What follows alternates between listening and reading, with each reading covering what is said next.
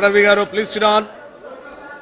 వెంకటస్వామి గారు లబ్బి 1956లో పూర్తిగా పంటలకు సంబంధించి రైస్ కానీ జవార్ కానీ బాజ్రా కానీ మేజ్ కానీ రాగి కానీ ఇవన్నీ కూడా ఒక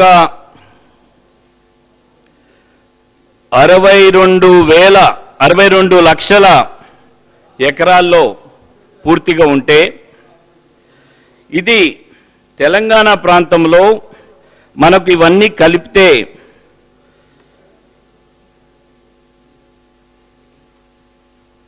మనకు దగ్గర 64 లక్షల తెలంగాణ ప్రాంతంలోనే ఇది ఉండింది.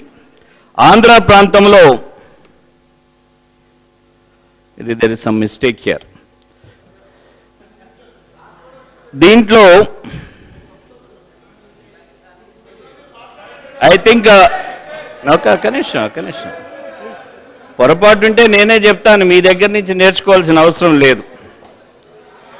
ఈ ప్రాంతంలో మనకు no running commentaries please sit down.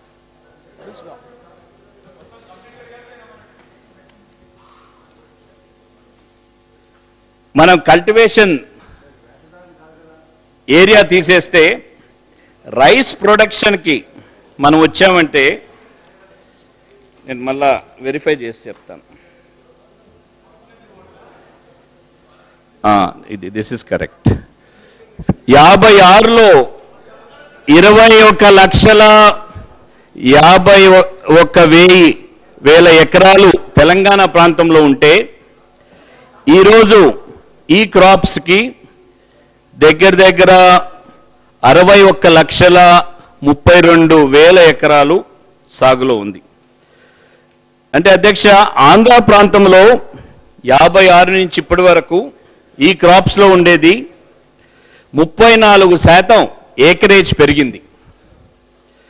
రాయలసీమలో ఉండేది 0.48% తగ్గింది. 56 నుంచి ఇప్పుడుకున్నది ఈ క్రాప్స్ వేసేది. తెలంగాణ ప్రాంతంలో 138% పెరిగింది ఈ ఏకరేజ్లో ఈ క్రాప్స్ వేసేది.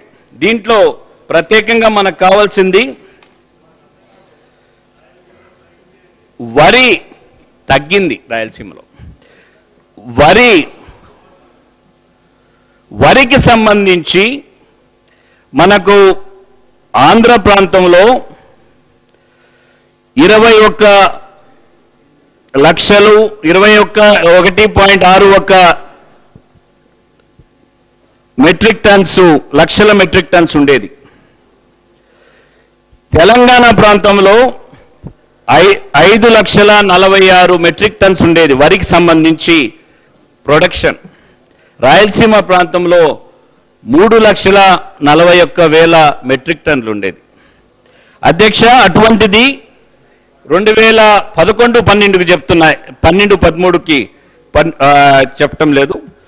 11-12కి 21 లక్షలు ఉండేది దగ్గర 69,16,000 మెట్రిక్ టన్నులు వరి ధాన్యం పండించేది ఆంధ్ర ప్రాంతంలో అయింది.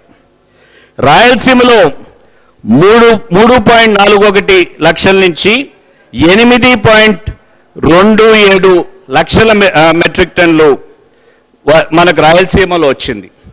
తెలంగాణ వచ్చేవాడికి 5.46 లక్షల టన్ నుంచి 51,47,000 మెట్రిక్ టన్నులు తెలంగాణ ప్రాంతంలో వరి ఈరోజు మనకు వడ్లు వస్తున్నాయి.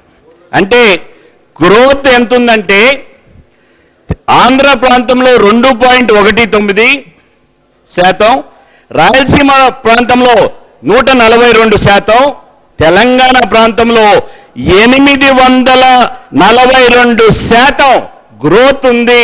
వరి పండించేది ఒకసారి ఇంత పెద్ద గ్రోత్ వచ్చిందంటే అభివృద్ధి జరగలేదని మీరు అనుకుంటున్నారా? రైతులకు మేలు జరగలేదని మీరు అనుకుంటున్నారా?